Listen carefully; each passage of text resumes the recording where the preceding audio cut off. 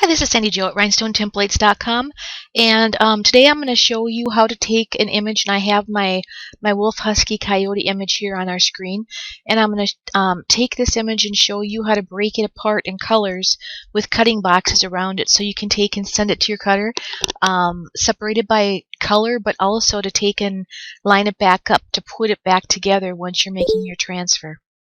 So I'm just going to go ahead and go into here and start doing this and show you how to do it. And you can do this in Funtime, in Pazzle, in Winpc, any of the programs that are created by SignMax, you'll be able to do this with. So let's go ahead and get started. So what I've got here is I've got the wolf husky head, and I'm going to go ahead and I'm going to make sure, because I imported it, I've ungrouped it, I'm going to make sure and change it to circle, and that's going to change all of my circles to a real nice circle here, and they're all going to be this is for 10SS, it'll be a 12.6 and 0.126 size circle for every circle that I've made here. So we've got that done. Now let's just go ahead and I'm going to group it after I've done the change to circle, and it's real important to do that change to circle, otherwise it's not going to let you separate the color after you've exported it.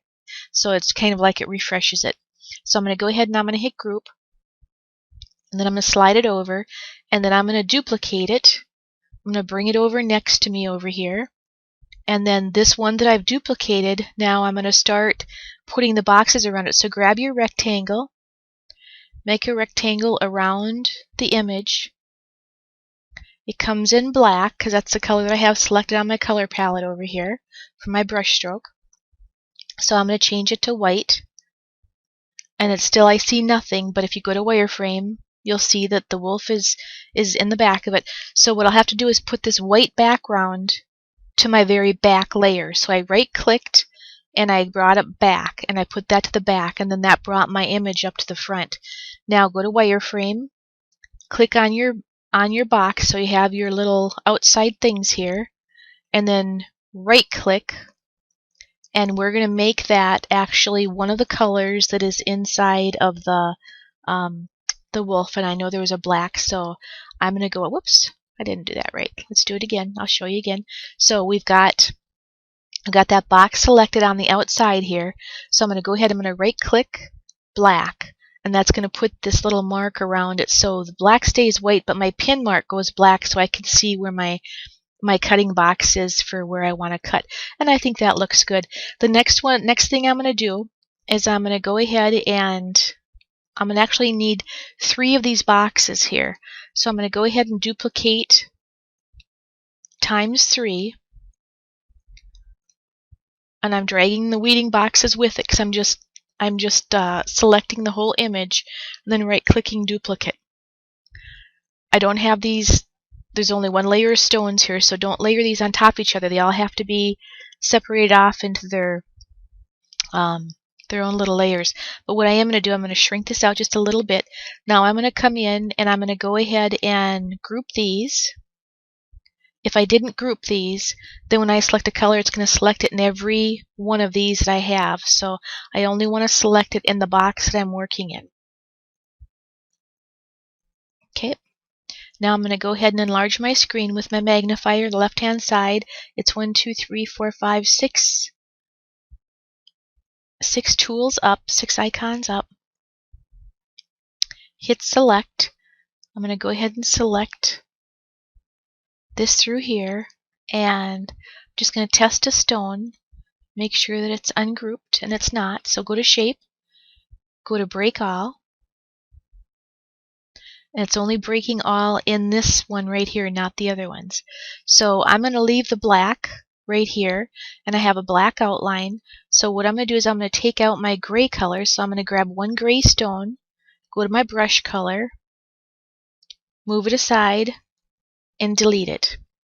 I also need to get rid of the yellow, so I grab my yellow, select brush color, move it to the side, and delete it. Zoom out, select all, and group. So that just selected all the black stones and left the black stones with my cutting box around it ready to go ahead and to cut. So I'm going to get rid of my color palette there. I don't need it. Now let's go to our second one. I'm going to zoom it up. Select the box. Break all just for that one box. Okay, this box I'm going to leave my gray stone. So now my pin color, which is the outside of the box, I need to take and bring my color palette back up. And I've got the lightest gray, so I need to right click on the lightest gray, and that will change the color of my box here on the outside. And now it's a light gray color, okay? Because that's going to match the color of the gray in here that we're going to use to cut. So now I'm going to go ahead and select one of the blacks, hit brush color, it selected all of the blacks, delete them, get the yellow, selected all of the yellow, move it aside and delete it. And this is our second color that we'll be cutting, which will be the gray. Select it and group it. The last one we're going to do, I'm going to go ahead and change my color box now. That'll be the yellow. So I'll go over to my yellow and right click, and that puts, whoops, let's ungroup. Let's ungroup it here first. I had it grouped so it selected all of it. So let's first break all, and then grab my box, right click on the yellow, and now it's just my pin color on the outside. Our outside boxes have to match the color that's on the inside for all of this to cut with the box around it. So now I'm going to zoom in, and on this one we're going to get rid of the black. So selected a stone, selected the brush color, move it aside, delete it. We're going to get rid of the gray, select a stone, brush color, move it aside, delete it. Zoom out, come in, group it. And now you have this ready to send to your cutter. So you would go ahead, you wouldn't send this one. This one I provide to you in case you ever want to use it for proof that you can put your watermark on it. You know, you can very easily take and if you want to use it for a proof or whatever, you can do it one of two ways. If you don't have Winpc, you can take and just make a box if you want around it. And let's see, let's make that box color. Let's actually go with dark gray and see if our stuff shows up. So it's a dark gray box. Right click, put the dark gray box to the back. And then you have the proof that you could go ahead and send off to somebody to see if they like how that looks. And then you could put wolves or huskies or, you know, whatever school that you are doing this for or mascot. You could put that above or below, you know, this particular image. That's one way of doing, you know, a proof.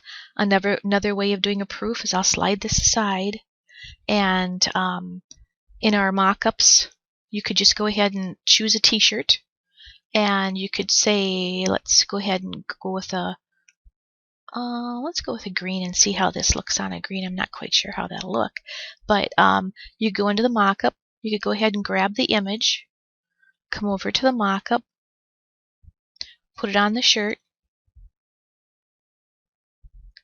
If you need to size this up just for the proof, you know, you can do that because it's not actually going to be cut. You know, it's just for the proof. And then you would have the mock-up that you could send off, put your watermark on it, and go ahead and send it off to your client to get the approval for that too. So there's two different ways of doing a mock-up, and they're real easy to do in the Funtime Pazzle, Winpc programs, and the SignMax. But you could use the square that I showed you how to do. You could do that with any program. You could do it with Corel or any of the macros, or any of the programs, the DE or SIL, or any of the programs that you're actually using. But now what I would do for this is, I'm just going to go ahead and go backwards here just a little bit and bring that back over. When you open up your file from me, this is what you're going to see. So when you want to cut, you're going to slide this off the side. You're going to make sure and you're going to group it because you don't want to pick up any of the, that's already grouped. You don't want to pick up any of the colors when you're cutting at all. You want to bring these boxes over into your workspace area here. And then you just want to go ahead and send them off to your cutter, and you just hit the cut on it, and then you can choose by color which one you want to cut first, and you could cut it first, or you could, if you just using scraps and you want to save some of your material and stuff, you could also do this and just cut one piece at a time too if you wanted to. But that's how you separate your colors for your designs so that you can send them to your cutters. And if you have any questions, just let me know. I'd be glad to try to help you. This is Sandy Jo at rhinestonetemplates.com. Thank you.